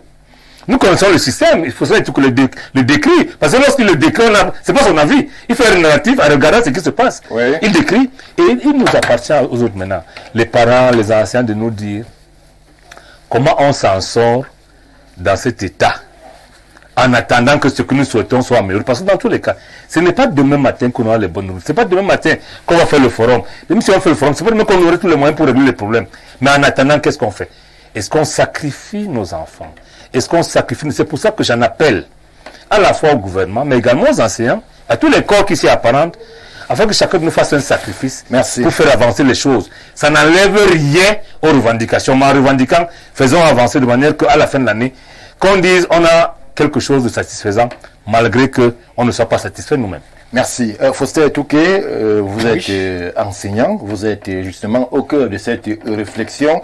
Alors, je ne vais pas vous soumettre au même exercice que M. Assiga, mais on sait très bien l'environnement qui est le vôtre. Est-ce que vous pensez, sans faire de parallèle douteux, que l'environnement dans lequel vous évoluez est peut-être justificatif des résultats médiocres qui sont ceux de l'enseignement au Cameroun en ce moment? Les classes littéraires, il faut le préciser. Pour les classes littéraires, ouais. Je précise. Élève l'enfant selon la voie qu'il doit suivre. Quand il sera devenu grand, il ne s'en détournera pas. C'est Faustin Touquet qui parle. Mais bon, comme quelqu'un l'a dit avant, si je ne dis pas qu'il l'a dit avant, on dira que j'ai plagié. Mais l'idée est là. Un enfant, c'est comme une pâte à modeler. L'enfant va prendre la forme de l'éducation, des instructions que vous lui donnerez. Un enfant ne fait pas un effort spécial pour apprendre à parler un patois. Oui, c'est vrai. Donc, au Cameroun, nous avons accepté, nous, vous, moi, nous avons accepté un système éducatif qui est reproducteur de classe. Et pour qu'un système éducatif soit reproducteur de classe, il doit être médiocre. Parce que s'il n'est pas médiocre, le fils du paysan qui aura montré qu'il est un pichichi, c'est-à-dire il brille de la cile au coup moyen 2, etc. Après, quand il va faire le concours d'une grande école, ne lui dites pas qu'il va rater.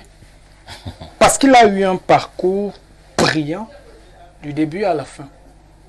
Il faudra un système où on maintient les gens dans une médiocrité artificielle pour qu'à la fin, on puisse reproduire des classes. C'est-à-dire que l'enfant, je vais passer des noms, que l'enfant d'un tel puisse entrer à l'ENAM sans que ça soulève la population, ou à l'IRI, ou à l'IMIA. Nous avons donc un système éducatif dans lequel nous nous reconnaissons. C'est-à-dire, même ceux qui se plaignent juste parce qu'ils n'ont pas accès au rouage pour I. Nous nous reconnaissons. Donc, les résultats de l'année dernière, cette année 2023-2024, viennent de s'achever. Oui. Bon, ces résultats auraient été pareils 2-3 ans si on n'avait pas vissé les vannes. Vous ne pouvez pas attendre des résultats différents quand les constantes injectées sont les mêmes.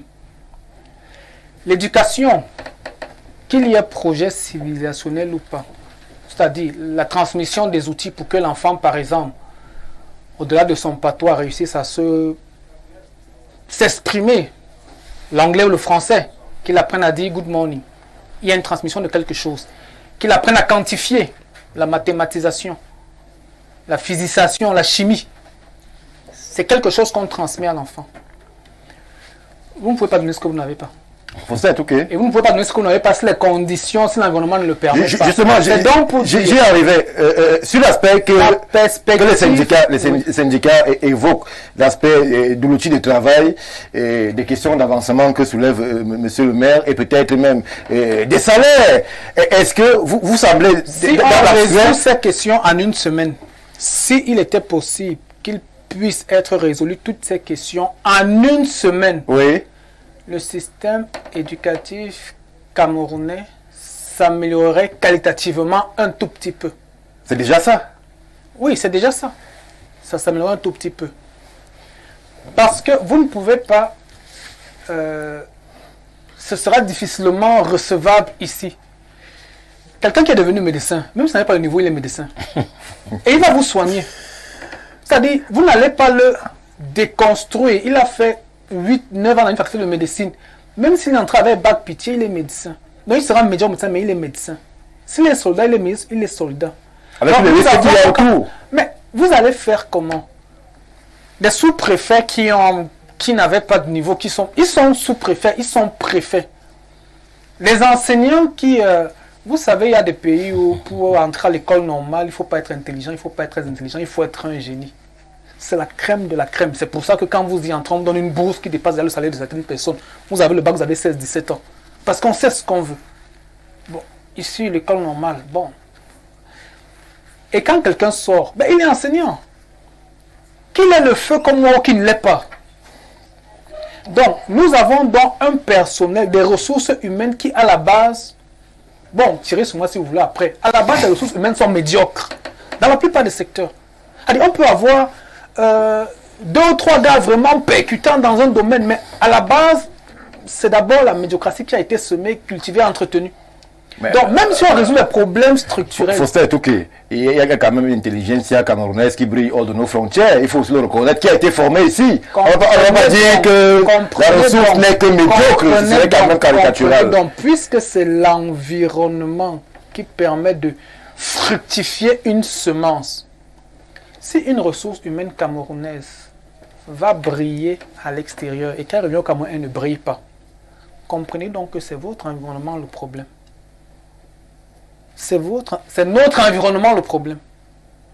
Parce que si quelqu'un sort et là-bas son génie peut être reconnu, mais quand il revient, tout de suite il redevient médiocre, ça ne peut donc pas être l'individu le problème. Or, dès que vous parlez d'éducation, ça ne peut pas être l'individu. Surtout que l'individu en question, c'est une pâte à modeler. L'enfant n'a aucun compte véritablement à rendre. Quand un enfant se comporte mal, les gens auront tendance à tirer sur lui. Je ne sais pas comment ils font ça. L'enfant est le reflet de quelque chose. Donc, en 2025, on va changer quoi structurellement en septembre 2024 pour qu'en 2025, on ait qualitativement quelque chose de peut-être plus 20%. Les budgets, la ressource humaine qui est là.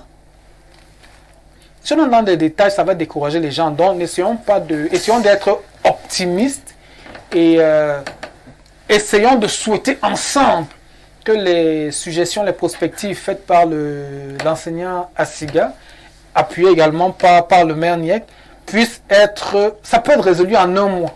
Merci. Ça peut être résolu en un mois si Madame le ministre veut, si ses directeurs veulent, parce que bon, il y a des lenteurs qui ne peuvent pas être non imputables à la non-volonté. Merci. On peut déjà commencer à résoudre ça. Maintenant, bon, la ressource humaine, est-ce qu'on peut la tuner, la renforcer au-delà d'un certain... Non. Vous avez les Jeux paralympiques qui sont en train d'être faits là. Pourquoi ils n'ont pas le même écho que les Jeux olympiques?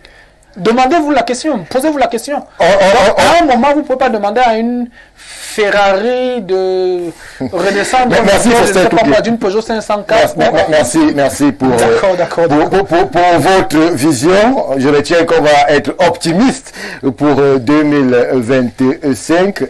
Professeur Yap, le domaine éducatif inquiète les parents d'élèves. On ne sait pas de quoi demain sera fait, eu égard aux résultats assez médiocres pour le général de 2023-2024. Si on écoute justement ce qui est dit, on est parti pour les mêmes résultats, si rien ne change de façon significative et bien précise. Le débat, ça me gêne. Je ne sais pas si c'est un débat, c'est un monologue, c'est pas un débat en fait. C'est un monologue dans le sens où je ne peux pas répondre aux copanélistes. Parce que quand j'essaie de répondre aux copanélistes, c'est-à-dire que quand tu me donnes la parole, je veux d'abord répondre à ce que les copanélistes ont dit. Mais quand une minute, c'est pas l'exercice. Maintenant tu m'interromps. L'exercice, c'est... Non, tu m'interromps. Exprimer sa science. Non. L'exercice, c'est que nous sommes 4 ou 5 copanélistes, chacun donne son avis, et je dois rebondir sur celui-ci. Vous aviez parlé le premier. Voilà, parce que c'est ça. Si vous avez parlé le premier. Maintenant, je veux... Voilà, ils sont tous... Ils veulent tous m'assassiner. Ce que je veux dire, c'est que je réponds à ta question, mais je rebondis sur ce qu'a dit mes compagnonnistes. D'abord, je comprends le langage que mon collègue... Parce que votre intellection est très moyenne. Ok. Bon, monsieur Touké. Tu as raison. Mais c'est lui qui... Oui, tu as raison. S'il vous plaît. Il a raison. Oui. Bon, ok, laissons. Je voulais revenir juste pour comprendre. Il a raison. Maintenant, je voulais dire par rapport à mon autre collègue qui parlait de des conditions, des fichiers, non, des fichiers, des matricules. Vous savez, au Cameroun, on a toujours voulu faire des feux de paille. Le fichier, c'est pour résoudre quoi? Véritablement. C'est pour résoudre quoi? Le ministère n'a même pas un site internet qui peut gérer. C'est un fichier de tous les enseignants qui va le gérer. De tous les élèves. De tous les élèves, tous les élèves qui va le gérer. Maintenant, pour répondre à ta question, il y a 2 problèmes fondamentaux dans l'éducation camerounaise. Moi, je ne veux pas parler de l'enseignement secondaire. Je vais parler de l'enseignement supérieur. On est sur l'enseignement. C'est la même chose. On est dans les rentrées académiques. On est dans les rentrées académiques. Ce sont les mêmes rentrées. Et ce sont les mêmes problèmes. Ce sont les mêmes problèmes. 2 problèmes fondamentaux. La formation, comment est-ce que les enseignants sont formés, et les salaires. Les salaires. Vous savez, quand un enseignant, on passe combien de temps pour aller au CEPE? On passe combien de temps pour aller BPC? Non, pas au BPC, au bac. Et on passe combien de temps pour aller? Le blanc, bon, ceux qui nous ont amené ce système calculent tout cela. L'enseignant camerounais touche l'enseignant, l'enseignant camerounais de l'école gagne combien? J'ai eu la chance d'avoir parcouru presque toute l'Afrique. L'Afrique francophone au moins, presque toute l'Afrique. À part véritablement la République centrafricaine et peut-être le Tchad. Dans l'Afrique francophone, le Cameroun est le dernier pays en termes de salaire des universitaires. J'étais encore choqué quand mon collègue, quand j'étais à Cotonou dernièrement, doyen de la faculté de droit de Parakou, un ami à moi avec qui on a cheminé long, me disait que l'assistant a 650 000 francs. Tu sais combien l'assistant a ici? Je pense qu'il est dans les peut-être 345 000 francs, c'est Cotonou. Et le chargé de cours au Bénin a 1 200 000 francs. Et tu sais ce que c'est que le chargé de cours a ici? À peine 400 000 francs. Le problème de l'enseignement n'est pas un problème de... c'est 2 choses la formation de l'enseignant et le salaire, Stéphane. On est que ce soit dans l'enseignement, le OTS là, on a trop supporté. Il faut augmenter le salaire des enseignants. On peut augmenter le salaire de tous les enseignants du Cameroun. Parce que l'enseignement est le début de toute autre chose. Que ce soit même le salaire du militaire qui est plus aisé. Que ce soit le salaire de je sais pas, parce que tout le monde passe par. Tout le monde passe par là. C'est ça le problème. Quand on va dire qu'on veut résoudre le problème de corruption, on ne résout pas le problème de corruption en augmentant des fichiers. On résout le problème de corruption en donnant le pouvoir d'achat aux personnes. Quelles que soient les personnes. Les gens prennent de l'argent, le pot de vin, pourquoi? Parce qu'ils n'arrivent pas à joindre les deux bouts. C'est parce qu'ils n'arrivent pas à acheter ou à amener mon enfant, à payer la scolarité à mon enfant, que j'essaye de colmater les deux. C'est ça, on règle le problème de corruption en augmentant les salaires. Et au Cameroun, les enseignants sont maltraités. Et il faut le dire. Et je suis vraiment du côté du mouvement OTS. Il faudrait qu'on revoie le problème de l'enseignement. Je t'ai dit deux choses. Merci, professeur. Mais tu me coupes tout le temps. Non, mais je n'ai pas terminé. Le temps, oui, deux choses. Je n'ai pas parlé de la formation. On va y revenir, professeur. On va permettre à M. Ngoulou de dire aussi un mot. Malheureusement, le temps nous tient désormais à la gorge. Il est quasiment achevé déjà. M. Ngoulou, les questions d'enseignement, c'est un véritable serpent de mer. Chaque année, on se retrouve sur le même exercice. Le professeur Yap met en avant la grille salariale. Le syndicaliste, M. Assigara, met la structure avec des innovations comme le matricule. Qu'est-ce que vous, en tant que parent, en tant qu'observateur, mettez en avant pour qu'on n'aboutisse plus au même résultat de 2023-2024? Rapidement, en 1 minute 30, s'il vous plaît. Stéphane Baga, moi je parle de ce plateau très inquiet. J'ai envie de dire que nous, les parents, nous nous retrouvons avec une tromperie sur la marchandise. Laquelle? Parce que nous avons les enseignants qui nous disent pourquoi ils ne peuvent pas bien former nos enfants. Ils nous avouent même que dans leur corporation, ils sont mal formés. Alors, c'est ce que vous dites. Oui, ils sont mal formés. C'est ce qu'ils disent. Non, c'est très vrai. Ou j'ai mal compris. Non, c'est très vrai. Oh, moi, j'envoie mon enfant à l'école. Je ne sais pas si, quand ils parlent là, ils imaginent les efforts d'un parent qui a un seul enfant à la maison. Ah oui. Le goûter, le taxi, la pension, c'est tout d'une année. On se retrouve avec un résultat négatif parce que les gens ne s'entendent pas. Parce que l'État dont nous parlons ne nous fait pas des cadeaux. Vous, parents, est-ce que même les prix des pensions ne vous inquiètent? C'est la flambée. Mais c'est ce que je suis en train de dire. Que moi, je parle de ce plateau vraiment très déçu parce que je me serais attendu à une sortie de crise, parce que l'année dernière a été catastrophique pour beaucoup de familles. Pour nous autres qui sommes en ville, nous avons même d'autres enfants qui ne sont pas les nôtres, qu'on nous accroche parce qu'on pense qu'on peut aider à payer la pension et tout. Quand une année passe, on a les OTS et tout, on se sera attendu à ce qu'on nous dise, bon, cette année sera meilleure. Ça a été réglé. Et moi j'entends les gens parler de tout, mais sans parler du contenu des enseignements. Je vous avoue, tout le monde ouvre les sections anglophones. C'est là-bas comme les contenus.